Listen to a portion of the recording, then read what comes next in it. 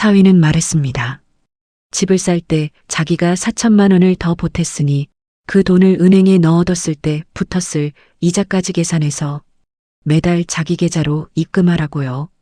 기회비용이라나 뭐라나 제 귀에는 그게 사람 말이 아니라 생사람 잡는 소리로 들렸습니다. 딸아이가 40도 고열로 응급실에 실려가던 날에도 사위는 계산기부터 두드리고 있었습니다. 장모님, 이거 유전질환이니까 병원비는 처가에서 책임지는 게 도리죠. 내 딸은 숨이 넘어가는데 면전에 대고 그 모진 소리를 아무렇지도 않게 뱉는 사위의 목소리를 듣던 날, 저는 평생 가슴에 눌러왔던 도끼를 터뜨렸습니다. 민지야, 엄마랑 집에 가자. 이 결혼 여기서 끝내라. 제 이름은 김경희, 올해 62입니다. 지난 8년을 지켜봤습니다. 그 8년은 제 금쪽 같은 딸이 한 남자의 아내가 아니라 철저히 수치화된 정산 대상이자 소모품으로 전락해가는 피말리는 과정이었습니다. 제 딸 민지는 어릴 때부터 손해보는 게 일상이었습니다. 친구가 밥값을 안 내고 모른 척해도 그럴 수 있지. 걔 요즘 힘들잖아 하며 웃어넘기던 아이였습니다. 동생이 군대에서 휴가 나와 용돈 좀 달라고 하면 제 비상금까지 탈탈 털어 손에 쥐어주던 바보같이 착한 아이였지요. 그런 민지가 30살 되던 해 서울건대학을 나와 회계법인에서 일한다는 현욱이를 데려왔을 때 저는 속으로 안심했습니다. 우리 순에 빠진 민지, 저렇게 똑부러지고 숫자에 밝은 사람 만나면 세상 풍파에 휩쓸리지 않고 잘 살겠구나. 사위는 첫인사 때도 예의 바르고 단정했습니다. 민지, 제가 책임지고 잘 보살피겠습니다.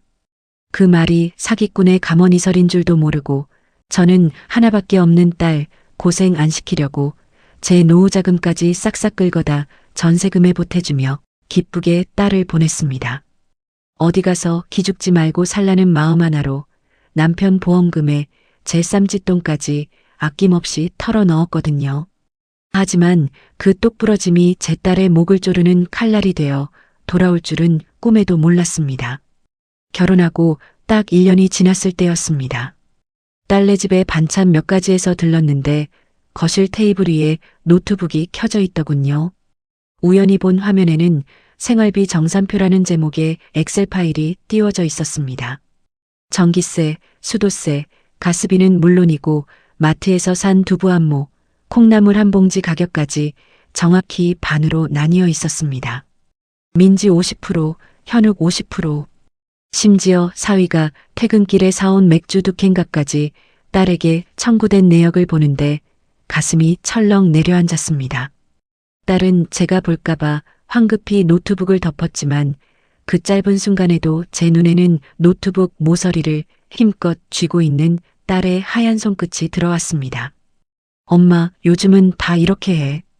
그래야 나중에 뒤탈이 없대. 민지는 애써 웃으며 말했지만 그 눈빛은 이미 생기를 잃고 메말라 있었습니다. 사랑으로 채워져야 할 신혼집에 온기 대신 차가운 숫자들만 떠다니고 있었던 겁니다. 갈등은 어느 날 갑자기 사위가 전세금을 두고 말도 안 되는 시비를 걸어오며 본격적으로 폭발했습니다. 결혼한 지 3년이 다 되어가는 마당에 사위는 뜬금없이 결혼할 때 보탰던 전세금 차액 4천만 원을 들먹이기 시작했습니다. 사위는 그 4천만 원에 연 5% 이자를 붙였습니다. 내가 이 돈을 집 사는 데 안 쓰고 은행에 넣어뒀으면 이만큼 이자가 붙었을 텐데 민지가 그 기회비용을 매달 할부로 갚는 게 공평하다는 게 사위의 주장이었습니다. 자기가 더 낸 돈이 아까워 뒤늦게 배가 아팠던 건지 아니면 애초에 내 딸을 채무자로 여겼던 건지 엑셀로 출력된 상환 내역서를 들고 친정으로 달려와 밤새 우는 딸을 보며 저는 처음으로 이 결혼이 지옥이라는 걸 깨달았습니다. 부부 사이에 기회비용이라니요. 부부가 서로 편의실 집 한 칸 마련하는 돈에 이자를 붙이는 게 이게 사람 탈을 쓰고 할 짓입니까? 딸은 사위 말이 틀린 건 아니잖아라며 스스로를 세뇌시키고 있었습니다. 그 모습이 너무 가여워 저는 가슴을 치며 울었습니다. 사위의 계산기는 제 존재마저도 숫자로 치환해버렸습니다. 어느 주말 사위가 저를 식사에 초대했습니다. 스테이크를 굽고 비싼 와인을 따르며 살갑게 굴기에 저는 이제야 사람이 좀 변하나 싶어 마음을 놓았습니다. 사위가 직접 요리를 했다며 권하는 고기 한 점을 입에 넣는데 정말 오랜만에 마음이 편안해지더군요. 그런데 화장실을 다녀오다 주방에서 들려오는 낮은 목소리에 발길이 멈췄습니다. 오늘 장모님 오셔서 이번 달 식비 한도 초과됐어. 15만 원 오버됐으니까 다음 달에 내가 7만 5천 원 더 입금해. 사위의 목소리는 너무나 담담하고 사무적이었습니다. 장모를 초대해 대접한 음식값까지 딸에게 반값을 청구하는 사위의 얼굴을 보니 입안에 남아있던 고기가 가시처럼 느껴졌습니다. 저는 거실로 돌아와 앉아있는 내내 속이 뒤집혀 커피 한 모금도 넘기지 못한 채 도망치듯 그 집을 나왔습니다. 결정적인 사건은 딸의 건강이 무너지며 터졌습니다. 딸은 20살 무렵부터 신장이 좀 안 좋았습니다. 어느 새벽 40도 고열로 정신을 못 차리는 딸을 보고 119를 부르려는 저를 사위가 가로막았습니다. 장모님, 응급실은 새벽 가산료 붙잖아요. 해열제 먹이고 아침에 일반 진료 시간에 가세요. 사위의 눈에는 불덩이가 된 아내의 이마보다 응급실 영수증에 찍힐 할증 숫자가 더 중요했던 겁니다. 저는 사위의 팔을 뿌리치고 소리를 질렀습니다. 이 나쁜 놈아, 사람이 죽게 생겼는데 또 돈 타령이야? 결국 딸은 폐혈증 직전까지 가서야 응급실에 들어갔습니다. 의사는 조금만 늦었으면 큰일 날 뻔했다며 화를 냈지만 사위는 병원 로비 의자에 앉아 노트북으로 무언가를 계속 정리하고 있었습니다. 나중에 알고 보니 그건 딸이 입원해서 비게 될 식비와 가스비 정산 내역이었습니다. 병원비 500만 원이 나왔을 때 사위는 병실 복도에서 저를 따로 불렀습니다. 카드를 내미는 대신 사위가 꺼낸 말은 제 가슴에 평생 뽑지 못할 대못을 박았습니다. 이건 결혼 전부터 있었던 지병이니까 병원비는 당연히 처과목 아닌가요? 저는 남편으로서 간병은 하겠지만 비용까지 책임지는 건 공평하지 않죠. 유전적인 요인이 크니까요. 저는 그날 사위의 멱살을 잡는 대신 딸의 병실 문을 열고 들어갔습니다. 누워있는 아이의 손을 잡으니 그제야 눈물이 왈칵 쏟아지더군요. 민지야, 미안하다. 엄마가 이런 놈인 줄 모르고 너를 그 지옥으로 보냈네. 이제 그만하자. 엄마가 너 지켜줄게.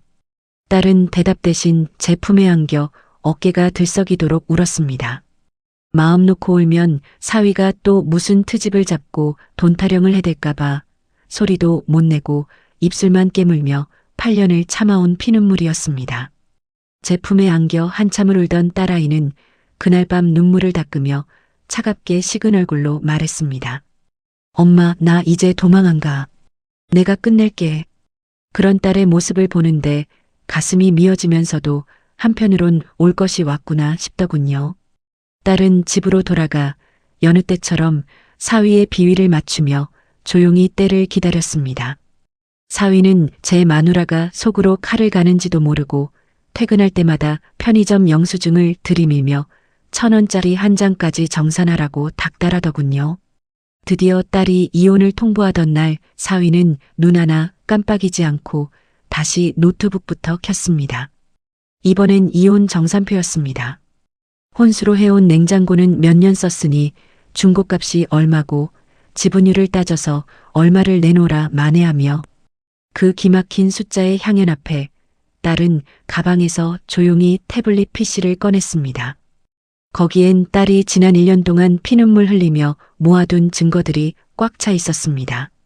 사위가 매달 보냈던 치졸한 청구 메시지, 제 생일날 밥값 내라고 보낸 정산 내역, 그리고 결정적으로 제가 다쳤을 때 내 엄마지 내 엄마냐며 비수를 꽂았던 그 목소리까지. 녹음기 속에서 본인의 추악한 목소리가 흘러나오자 사위의 그 뻔뻔하던 얼굴이 순식간에 잿빛으로 변하더군요. 법원 조정실에서 이 증거들이 하나씩 쏟아지자 수많은 이혼 부부를 봐온 조정위원조차 혀를 내둘렀습니다.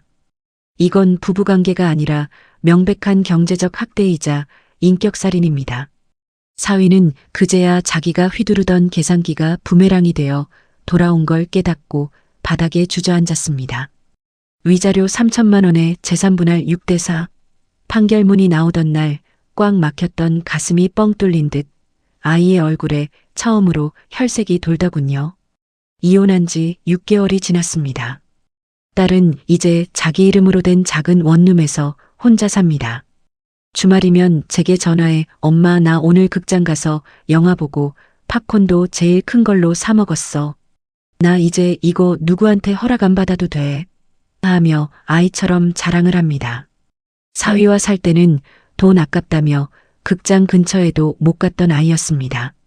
된장찌개 하나를 끓여도 사위 눈치 보느라 고기 한 점 넣는 걸 망설였던 아이가 이제는 자기가 좋아하는 차돌박이를 듬뿍 넣고 보글보글 끓여 먹습니다.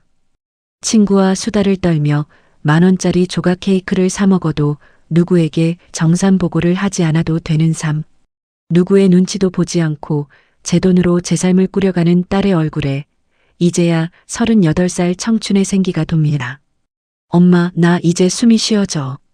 그 한마디에 저는 딸을 이혼시킨 엄마라는 죄책감을 씻어낼 수 있었습니다. 많은 분들이 묻습니다.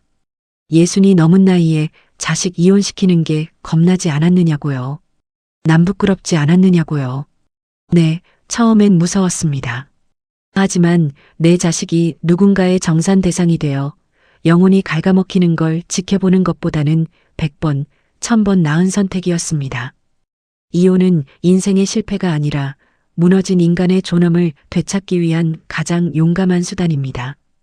혹시 지금 이 순간에도 애들 생각해서 남사스러워서 누군가의 곁에서 10원짜리 하나까지 눈치 보며 피마르는 세월을 버티고 계신 분이 있다면 감히 말씀드리고 싶습니다.